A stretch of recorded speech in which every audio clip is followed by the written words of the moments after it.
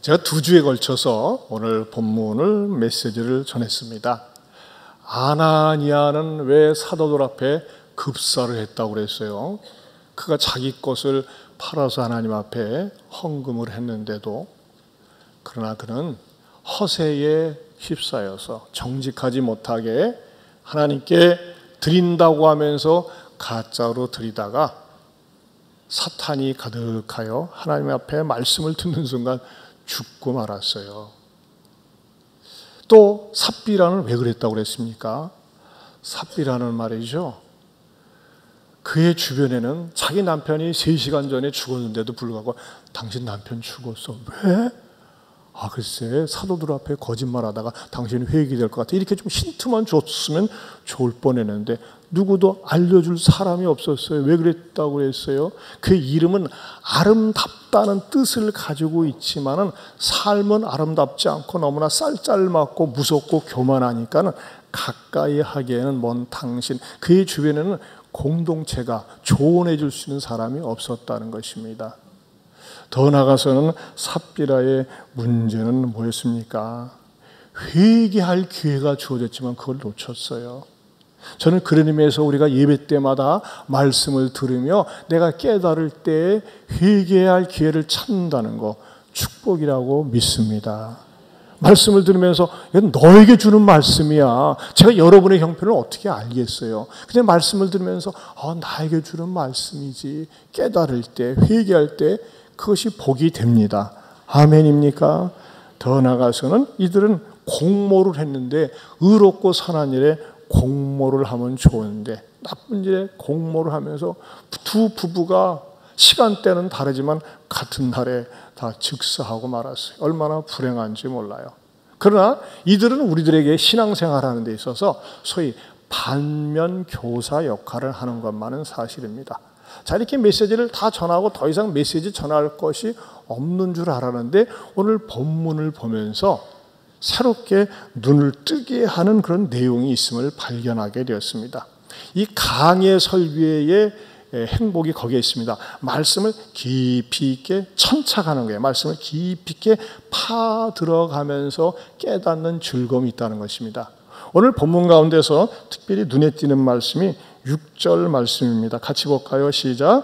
젊은 사람들이 일어나 시신을 싸서 메고 나가 장사하니라. 뜬금없이 젊은 사람들이 등장을 합니다. 어떤 일에? 어려운 일에. 그러면서 10절에도 또 나오죠. 곧 그가 베드로 발 앞에 엎드려져 혼이 떠나는지라. 어떤 사람들이? 젊은 사람들이. 거기다 줄을 치세요. 젊은 사람들이. 6절에 젊은 사람들이. 이 좀처럼 상징이 등장하지 않습니다. 그래서 말씀을 묵상하는 가운데 성령님께서 어떤 설교 제목을 주셨느냐. 젊은 사람들이 주는 영적 교훈이다. 젊은 사람들이. 그럼 어떤 영적 교훈을 얻을 수 있느냐는 것입니다. 그 6절에 동사 4개가 등장을 합니다. 6절을 다시 보면요. 젊은 사람들이 먼저는 일어나 시신을 싸서 메고 나가 장사하니라 그랬어요. 자, 이 한 문장 속에 4 동사가 등장하라는데 이 4 동사 속에 뜻밖의 우리들의 삶 가운데 주는 깊은 메시지가 있음을 발견했습니다. 첫째는 뭐냐? 일어나는 신앙이라고 하는 것입니다.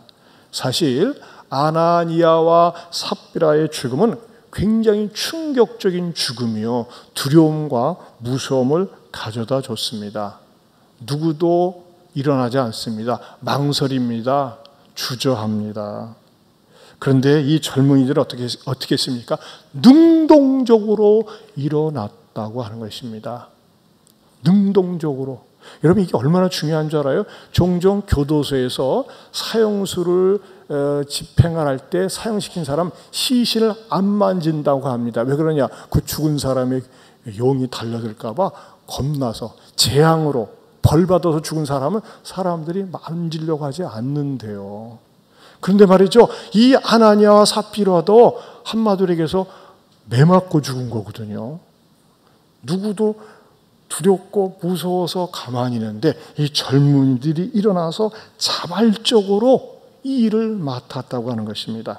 여러분, 성경을 읽다 보면요, 성경 속에서 말만 앞세우는 말쟁이 그리스도인이 아니라 행동으로 보여주는 신앙을 성경에서는 요구하고 있습니다. 여러분, 세상에서 그리스도인들이 욕먹고 비난받는 지적 가운데 하나가 무엇입니까? 예수쟁이들은 말만 잘해, 입만 살아가지고 그런 말을 듣습니다. 참 부끄러운 말입니다. 그러나 여러분, 말만 잘하는 것이 아니라 말도 잘해야 됩니다. 따라서 말도 잘해야 합니다. 그렇죠? 행동, 그 속에는 무엇을 요구하는 거예요? 행동하는 신앙. 삶으로, 삶 속에서 네 신앙을 보여달라고 하는 것입니다. 성경에 보면요, 말없이 행동하는 신앙을 통해서 하나님의 큰 일을 보여주는 사건이 있습니다. 이스라엘 백성들이 430년 동안 노예 생활을 하다가 애굽에서 극적으로 탈출을 하게 됩니다.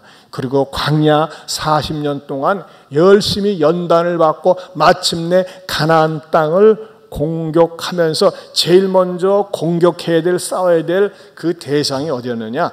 여리고성이었습니다. 그래서 여호수아 장군이 2명의 똑똑한 정탐꾼을 세워가지고서 딱 보냅니다. 그리고 여리고성을 이것저것 샅샅이 지지고 다니는데 발각이 되니까 라합이 숨겨주죠. 숨겨준 다음에 그들이 돌아와서 말이죠, 여리고성에 대한 그 내부에 대해서 보고를 합니다. 그러면 이렇게 되는 거 아니에요? 잘 보고 왔어. 당신들이 말이지 리포트를 쓴 것을 그것을 준비를 해서 우리가 작전을 짜가지고 포위를 해가지고 쫙 한꺼번에 공격을 해야지 하면서 말이죠, 이렇게 치밀한 작전 계획을 세우려고 하는데 하나님께서는 말이죠, 아니다, 네 식대로 하지 말아라, 내 식대로 하라 하면서 말이죠, 특이한 작전 명령을 내립니다. 그것은 뭐냐? 이스라엘 백성들로 하여금 무장한 군사가 맨 앞에 서게 하고 그 뒤에 나팔 부는 7 제사장들이 나팔을 부르고 그 뒤에 하나님의 제사장들이 법궤를 메고 그 뒤에 후방 부대가 있고 여호와의 궤를 맨 다음에 여리고성을 하루에 한 바퀴씩 돌기만 해라. 그리고 마지막 7일째 7번 돌고서 막판에 가서는 그 제사장들이 양각 나팔을 크게 외치라. 그러면 여리고성이 무너질 것이다. 어떻게 보면 굉장히 허황된 작전 명령입니다. 어떻게 화살 한 방 쏘지 않고 말이죠, 대포를 쏘지 않고 그냥 돌기만 하다가 외치면 무너질 것이다. 하나님은 요구를 합니다. 때로는 하나님의 명령이요, 우리 이성에 반할 때가 있어요. 머릿속으로 도무지 이해가 안 되는데 하나님이 명령을 하시는 거예요. 그런데 여호수아는 어떻게 합니까? 열심히 군사 작전을 짜는 것이 아니라 하나님의 말씀대로 그렇게 합니다. 하루에 한 번씩 여리고성을 도는데, 여러분, 그 여리고성에 있는 군사들은, 이스라엘 군사들이 쳐들어온다는 말을 듣고 가만히 있겠어요? 화살을 가지고 준비를 하고 말이죠, 이 공격할 것에 대해서 창을 준비하고 혹시 성을 타고 넘어올 것에 대해서 막 이따만한 돌을 가지고 내려치려고 만반의 준비를 하고 있을 것인데, 희한한 거예요. 저것들 뭐 하는 거예요? 빙 돌고 나팔만 불고 도는 거예요. 뭐야, 열병식이야, 이거 제식훈련이야? 웃긴다. 아니, 그러면서 얼마나 비웃었겠어요. 저것들 이렇게 더우니까는 말이지 더위 먹었나 봐. 저것들 쓰러지겠네 하면서 말이야, 빈정대고 놀려댑니다. 여러분 보세요. 그러나 저 여리고성에서 빈정대고 놀려대는 그 이야기를 그 젊은 이스라엘 군사들이 왜 안 들었겠어요? 깔깔대고 웃으면서. 그런데도 불구하고 하나님께서는요, 여호수아를 통해서 어떤 명령을 하시는 줄 아십니까? 여호수아 6장 10절입니다. 시작. 여호수아가 백성에게 명령하여 이르되 너희는 외치지 말며 너희 음성을 들리게 하지 말며 너희 입에서 아무 말도 내지 말라. 그리하다가 내가 너희에게 명령하여 외치는 날에 외칠지니라 하고. 여러분, 이 수만 명이 여리고성을 돌면서 말이야, 우리 이게 뭐야, 이게 작전이야, 이게 군사작전이야, 이게 뭐야, 얼마나 말하고 싶겠어요. 근데 뭐예요? 찍소리 하지 말라는 겁니다. 그 찍소리 하지 말라는 말을 강조해서 외치지 말고 음성 들리게 하지 말고 입에서 아무 말도 내지 말라. 왜? 하나님의 전쟁이기 때문에 너희들의 공로와 너희들의 힘으로 하는 것이 아니라 하나님께서 하시는 전쟁, 첫 번째 헌신 전쟁임을 알려주기 위해서 하나님께서 이렇게 명령을 했습니다. 그리고 마침내 6일 동안 6번 돌고 7번째 7번 전체 13번째 돌고서 크게 막판에 가서 외쳤을 때 말이죠. 와르르 여리고성이 무너지면서 여리고성을 점령하게 되었다는 것입니다. 때로는요, 하나님께서요, 내 마음에는 동의가 안 돼. 내 생각도 동의가 안 돼. 근데 하나님의 말씀은 그렇게 하라고 그래. 이게요, 순전한 마음으로 좋은 마음으로 따르는 것은 순종이고, 마음에는 동의하지 않는데 따르는 것은 복종입니다. 하지만 내가 순종을 하든지 복종을 하든지 내가 행동하는 신앙을 보일 때 하나님께서는 내 기대 이상으로 생각 이상으로 놀라운 역사를 일으킨다는 사실을 믿을 수 있기를 바랍니다. 그럴 때 축복이 주인공이 되는 거예요. 여러분, 신앙생활이 그래요. 성경을 읽다가 말씀을 듣다가 내 생각으로 내 이성으로는 수용이 안 돼. 하지만 주께서 말씀하셨기 때문에, 하나님이 말씀하셨기 때문에 내가 따르겠습니다, 순종하겠습니다, 복종하겠습니다 할 때 하나님께서는 그 축복의 주인공으로서 주십니다. 어떻게 말이죠? 그 수많은 사람들이 그 전쟁터에 참여하는데 말 한마디, 소리도 크게 지르지 않고 입을 다물고 명령에 복종할 수 있었을까요? 그것이 행동하는 신앙이라는 거예요. 여러분, 저는요, 저와 여러분들이 하나님 앞에서 신앙생활할 때 행동하는 신앙, 몸으로 보여주는 신앙, 삶으로 보여주는 신앙이 될 수 있기를 바랍니다. 여러분, 행동하는 신앙은요, 말이 앞서지 않습니다. 행동하는 신앙은요, 사랑하는 마음, 자원하는 마음이 있어요. 여러분, 용서하십시오. 저는 이 분재, 이번에도 또 새로운 거 갖고 오셨어요. 이야, 여름철에요, 이 분재는요, 화상도 있기 쉬워요. 그런데 이것을 정성스럽게 키워가지고 하나님께 드려옵니다 하면서 갖고 오는 이것도 뭐예요? 행동하는 신앙입니다. 그러지 않습니까? 이분은 전혀 티를 내지 않습니다. 묵묵히 하나님을 사랑하는 마음으로 하는 거예요. 특별히 말이죠, 지난 힐링 캠프 때 애들서부터 어른까지 전체 모여가지고 일을 준비하고 진행하는데 단 한 건에 단 한마디의 잡음이 없었어요. 원래 큰 일을 하다 보면 말이죠, 잡음이 많습니다. 마음이 맞지 않기 때문에 티격태격 이 소리 저 소리 큰 소리가 나는데 용각산인지 이 소리도 저 소리도 들리지가 않았어요. 자, 그 현장을 여러분들에게 보여드리겠습니다.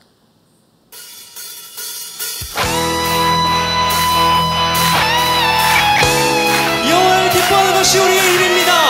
다른 곳에 소망을 두지 않고 오직 주님 앞에 소망을 두시자. 할렐루야.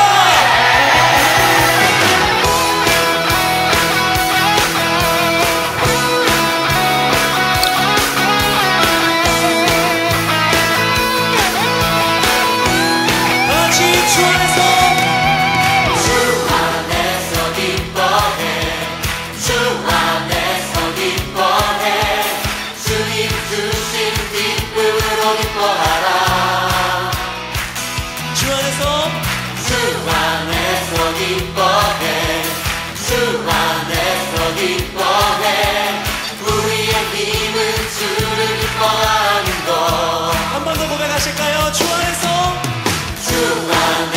기뻐해. 주 안에서 기뻐해. 주님 주신 기쁨으로 기뻐하라. 주 안에서 기뻐해. 주 안에서 기뻐해. 우리의 힘은 주를 기뻐하는 것. 다시 한번 다 같이 주 안에서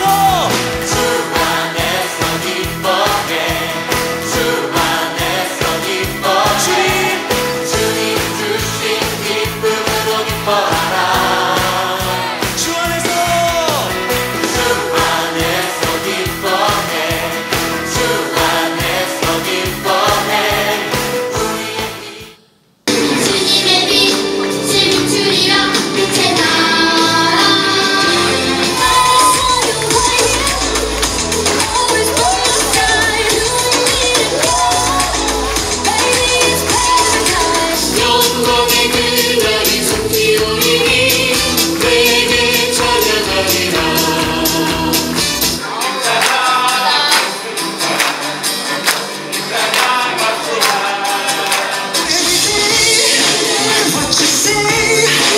나의 춤을 보고 있다면 대답해줘. 설레가 없으면 너무 옆에 계시고 어제 식물이 없어고 솟는 기쁨 내게 솟는 기쁨 내게 솟는 기쁨이 넘치네. 한 번 더 찬양합시다. 주 안에서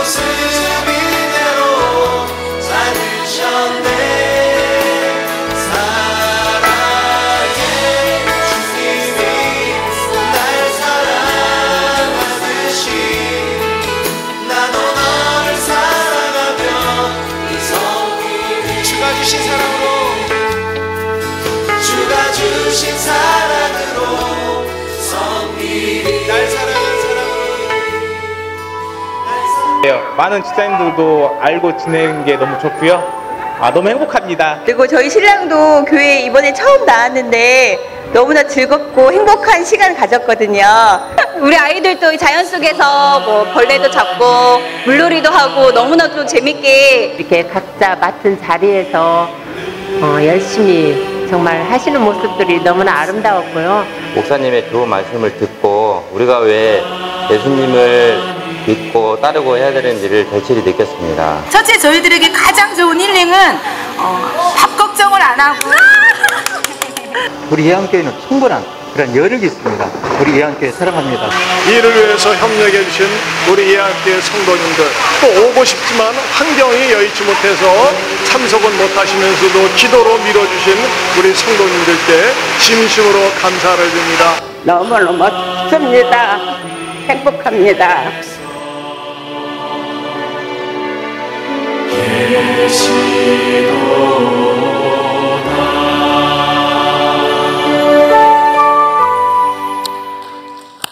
감사합니다. 편집하시느라고 소개해 주신 우리 집사님께. 자, 여러분 보세요. 동질 그룹, 같은 또래, 또 같은 어떤 그 색깔을 가지고 있는 사람들이 모여도 이렇게 단체, 집단 행동으로 뭐 이렇게 몇방몇체하기 쉬운지 않은데, 애기로부터 노년애기까지 같이 어울리면서 또 일을 하면서도 단 한 건의 잡음이나 어려움이 없었다는 건 뭐죠? 바로 서로가 행동하는 신앙, 하나된 마음, 그런 것이 있었기 때문에 정말 하나님의 은혜 가운데 잘 마칠 수 있었습니다. 이 자리를 빌어서 이를 위해서 수고하고 애써주신 분들께 감사하고, 또 다음에 힐링 캠프가 주어지면 역시 다음에는 꼭 가야지, 그런 모진 결심할 수 있기를 바랍니다. 행동하는 신앙은 이렇게 아름다움은 좋은 결과를 가져옵니다. 두 번째는요, 시신을, 허물을 쌌다는 것입니다. 시신을 염했습니다. 여러분, 사람이 죽었을 때 염은, 지금은 병원에서 전문 장의사가 하지만 옛날엔 주로 누가 했습니까? 어른들이 했습니다. 젊은 사람들은 안 합니다. 무서워요. 그렇죠? 나이 드신 분들이 염을 했습니다. 근데 여기서 누가 했다고요? 젊은 사람들이 염을 했어요. 대단한 것입니다. 그러니까 성경에서는 젊은이들이라고 새롭게 강조하고 있습니다.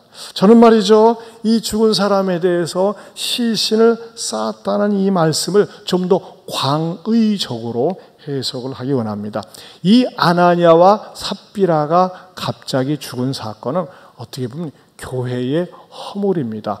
어이구, 겁나서 교회 못 다니겠네, 헌금하다가 죽어버렸어, 그럴 수 있잖아요. 그러면서 사람들이 얘기하고 나가면서 무서워, 겁나버려, 아이고 못 다녀, 그럴 텐데 어떻게 했어요? 이들의 허물을 감싼 것입니다. 시신을 말없이 감쌌어요. 여러분, 사도행전은 쭉 읽어보면 이 일 때문에 교회를 두려워하면서도 교회는 더 큰 부흥을 가져왔다고 하는 것입니다. 자, 여기에서 우리가 배울 수 있는 사건이 무엇입니까? 배울 수 있는 교훈이 무엇입니까? 여러분, 교회는요, 다양한 사람들, 다양한 학력, 다양한 성격, 다양한 직업을 가진 사람들이 모인 곳이기 때문에 교회를 하다 보면은 약점이나 단점이나 허물을 발견할 수 있습니다. 그러나 여러분, 아름답고 건강한 교회는 이것을 감싸줄 수 있는 큰 마음, 넓은 마음을 가져야 한다는 것입니다. 누구에게 허물이 있다고 해서 떠벌리거나 얘기하는 것, 그것은 말이죠, 공동체를 해치는 행위입니다. 우리 하나님께서는요, 하나님께서 세워주신 지도자나 어른들에 대해서 그것을 허무는 말을 하는 것을 용납하지 않더라고요. 예를 들면은 노아가 말이죠, 그 120년 동안 방주를 만들고 순종을 하면서 자기 8식구가 살아났어요. 그리고 그 노아 방주에서 나온 다음에 노아는 어떻게 합니까? 너무 좋으니까는 포도주를 실컷 먹고 자빠져 드러누워 자는데 빨가벗고 홀라당 벗고 잤어요. 그런데 그 모습을 둘째 아들 함이 들어가서 보고 나서는 뭐예요? 아이고, 우리 아버지 주책스럽네, 저게 뭐야, 무슨 꼬라지랑 하면서 나가서 자기 동생들에게, 다른 동생 형수 제수들에게 얘기한 것 같아요. 그런데 형과 밑에 동생 막내는 그 말을 듣고서 어떻게 하세요? 뒷걸음질 쳐가지고 아버지의 하체를 보지 않고 뒤로 가서 하체를 덮어주고 나왔어요. 근데 수리에서 깨어난 노아는 어떻게 했습니까? 그 사실을 알고 나서 둘째 아들 함을 저주했어요. 너는 네 집안은 평생 종노릇하며 먹고 살게 될 것이다. 사실 그 내용을 보면요, 너무하다 싶어요. 왜 그렇습니까? 실수는 누가 한 거예요? 아버지가 한 거야. 누가 그렇게 술 먹고 빨가벗고 있으래? 그런데도 불구하고 성경은요, 노아가 함을 저주했다고 성경에 그렇게 기록을 하고 있어요. 성경에. 그런데 그 말씀을 통해서 얻을 수 있는 교훈은 뭡니까? 한 가정의 어른, 아버지의 권위를 뒤흔들지 말라는 거예요. 감싸주라는 거예요. 어떻게 보면 굉장히 성경이 가부장적인 그런 모습으로 보인다고 현대인들이 싫어할 수 있습니다. 하지만 성경은 가르침이 그렇습니다. 그 가정에 세워주신 가장에 대해서, 권위에 대해서 함부로 뒤흔들거나 설령 결함이 있다 할지라도 그것을 감싸줘야지, 그것을 갖다 들춰내고 그것을 떠벌리지 말라는 것입니다. 이것은 성경에서도 종종 나타나고 있습니다. 모세도 그러하였습니다. 모세는 말이죠, 이스라엘 백성의 지도자였습니다. 그런데 그가 나중에 아내를 먼저 보내고 나서 장가를 가는데 구스 사람 여인은 아프리카 계통의 여인을 갖다가 아내로 맞이한 것 같아요. 그런데 그것에서 뿔이 난 사람이 있었어요. 형 아론하고 누나 미리암이었어요. 그랬더니 형 아론하고 미리암하고 뿔이 나가지고 말이죠. 저 동생이 싸가지 없이 우리들하고 의논하지도 않고 우리를 뭘로 보는 거야 말이지. 저들을 구해내는데 얼마나 우리가 애를 썼냐면서 막 비방을 했다고 그랬어요. 미리암은 사실 어떻게 보면 생명의 은이거든요. 미리암은 누나가 어떤 누나였어요? 모세가 태어났을 때 3개월이 지난 다음에 갈대 상자에 담아가지고 나일강에 띄우면서 끝까지 쫓아가서 모세가 구출될 때 바로의 공주에다 갖다 준 생명의 은인이기도 해요. 하지만 하나님은요, 그런 거 기억지 않고 하나님께서 세우신 종에 대해서 비방하는 것을 용납하지 않고 문둥병을 걸리게 했어요. 물론 나중에 치료해 주었지만 이렇게 하나님은요, 하나님께서 세워주신 가정의 지도자나 영적인 지도자의 허물이 있다고 그래서 이것을 떠벌리거나 비방하는 것을 용납하지 않는다는 것입니다. 여러분, 건강하고 좋은 공동체 교회는 어떻습니까? 허물을 감싸줄 수 있어야 됩니다.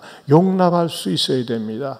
용서해 줄 수 있어야 됩니다. 여러분, 우리가 공동체 속에서 생활하면서 누구의 허물이 있습니까? 문제가 있습니까? 조용히 찾아가서 직접 얘기하든지 권면하든지 해야지, 그것을 까식거리로 만들어서 떠벌리거나 비방하는 행위는 결코 바람직하지 않습니다. 복을 받지 못합니다. 저는 우리 예한교회가 서로의 약점이나 허물이 있다고 할 때 감싸줄 수 있고 덮어줄 수 있는 아름다운 은혜스러운 공동체가 될 수 있기를 축원합니다. 세 번째로는 시신, 짐을 메고 나갔다고 그랬습니다. 여러분, 사람이 원래 죽으면 관에도 넣고 들고 나가거든요. 근데 메고 나갔다고 그랬어요. 자, 저는 이 말씀을 묵상하면서 여기에서 주는 동사의 의미는 무엇인가? 책임을 졌다는 것입니다. 성경을 읽다 보면 말이죠, 메고 다니는 행위가 종종 등장합니다. 우리가 사도행전 3장 강의를 하면서도 말씀드렸습니다만은 안진뱅이도 어떻게 했다고 그랬어요? 우리 사도행전 3장 2절을 보겠습니다. 시작. 나면서 못 걷게 된 이를 사람들이 메고 오니 이는 성전에 들어가는 사람들에게 구걸하기 위하여 날마다 미문이라는 성전문에 두는 자라. 그렇죠?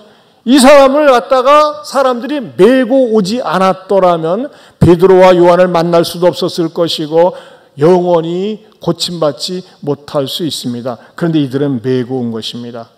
저는 이 말씀을 묵상하면서 이런 깨달음이 왔습니다. 여러분, 우리 가정이나 또는 내가 속해 있는 공동체 속의 직장 속에 살았지만 죽은 것 같은 시신처럼 보이는 사람들이 있어요. 저 사람만 없으면 살겠는데, 저 인간만 없으면 우리 가정이 평안한데 하면서 말이죠, 썩은 냄새 나는 시신과 같은 존재들이 있어요. 근데 그 존재들이요, 왜 남겨놓으셨느냐? 여러분들이 메고 가라는 거예요. 요셉이 그러했습니다. 요셉은 말이죠, 자기 집안이 콩가루 집안이었어요. 어머니가 넷이에요.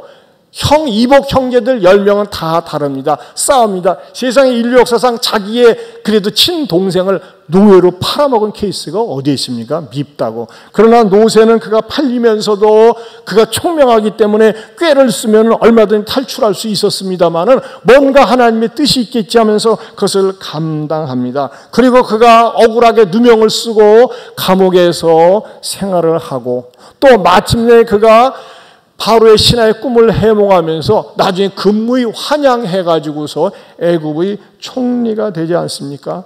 그런데 그 총리가 된 다음에 어떤 생각을 그의 마음속에 가지고 있었어요?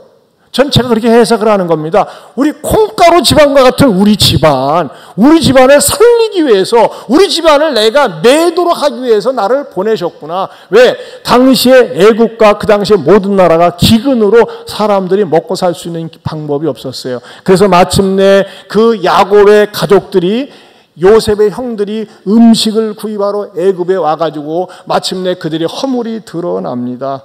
그리고 형님들과 더불어 마주 대하면서 앉아있을 때 요셉이 무슨 말을 하는 줄 아십니까? 창세기 45장 5절입니다. 같이 보겠습니다. 당신들이 나를 이곳에 팔았다고 해서 근심하지 마소서, 한탄하지 마소서. 하나님이 생명을 구원하시려고 나를 당신들보다 먼저 보내셨나이다. 여러분 솔직히 얘기해보죠. 언제 하나님이 명령한 적이 있어요? 요셉에게 하나님이 나타나는 건요, 꿈을 통해서 볕단들이 절을 하고 별들과 해와 달이 절한 그 사건밖에 없어요. 야, 네가 있잖아, 네 집안을 구원하기 위해서 특별 사명자로 보낸다, 명령한 적이 없어요. 그러나 자기 인생을 자기가 해석을 하는 거예요. 아, 우리 집안, 콩가루 집안 같은 우리 집안을 갖다가 구원하기 위해서 하나님이 나에게 노예로 팔리게 하셨구나라는 사명을 가지고 하나님이 생명을 구원하시려고 나를 당신들보다 먼저 보냈다고 선언을 하는 겁니다. 해석을 하는 겁니다.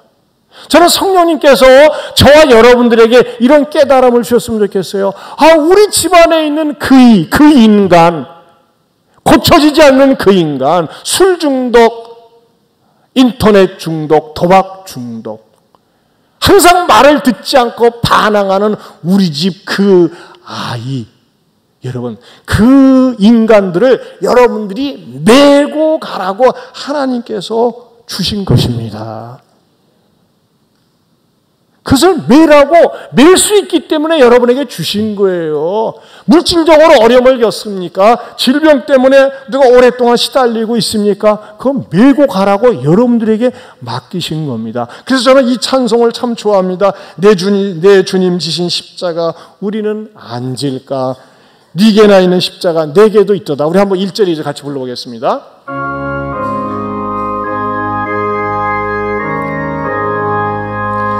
내 주님 지신 십자가 우리는 안 질까? 네게나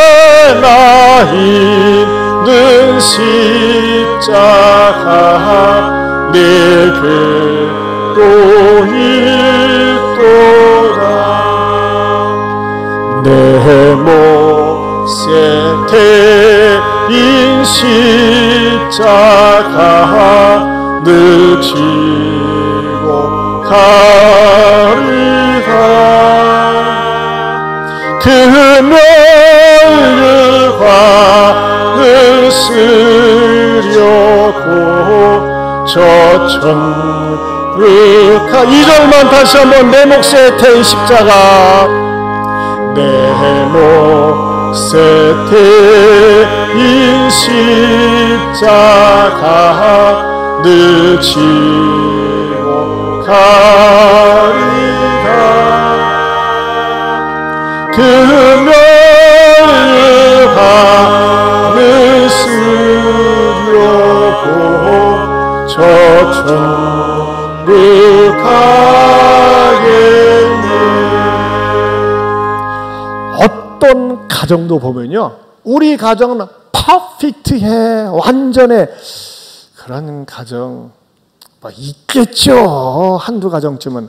그러나 다 그렇지 않습니다. 누가 골칫덩어리야, 문제야, 근심을 가져다 줘, 고통을 가져다 줘. 왜 그러는 줄 아세요?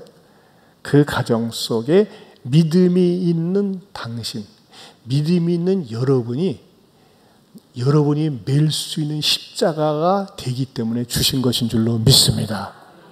그것 때문에 기도할 수 있는 거예요. 그것 때문에 일어날 수 있는 거예요. 그게 오히려 축복이 되는 거예요. 내 몫에 탄 십자가, 썩은 냄새 나는 것 같아요. 가까이 하고 싶지도 않아요. 만지고 싶지도 않아요. 그런데 말이죠, 하나님께서 여러분이 감당할 수 있으니까는 여러분에게 십자가 지고 가라고 맡겨 놓으신 겁니다. 따라서 합시다. 내 몫에 태인 십자가 지고 가겠습니다. 아멘입니까? 옆에 분들하고 그렇게 다짐합시다. 내 몫에 태인 그 인간 치고 가겠습니다.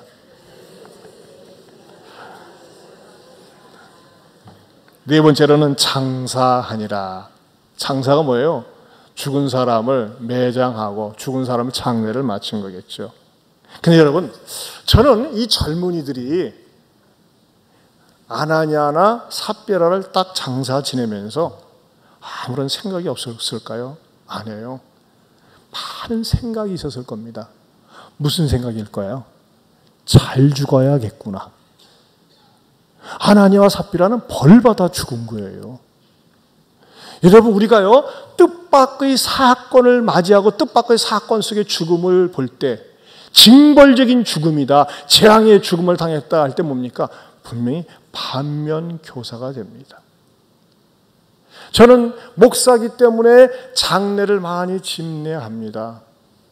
어떤 분은요, 고인에 대해서 알지도 못하고 고인에 대해서 얘기할 것이 도무지 없는 그런 가정도 있어요. 그러나 어떤 가정은요, 고인에 대해서 하고 싶은 얘기가 많이 있습니다. 왜? 그의 지난날의 삶 속에 간증을 많이 남긴 거예요. 네, 이분은 사랑하며 충성하며 헌신하며 살았습니다. 여러분, 저와 여러분이 세상을 떠날 때에 아무도 눈물 흘리지 않는 에이 잘 보냈다, 속이 시원하다, 그냥 표정 관리하느라고 얼굴에 인상은 쓰고 있지만 속에 그런 생각을 갖는 그런 죽음을 죽지 않기를 바랍니다.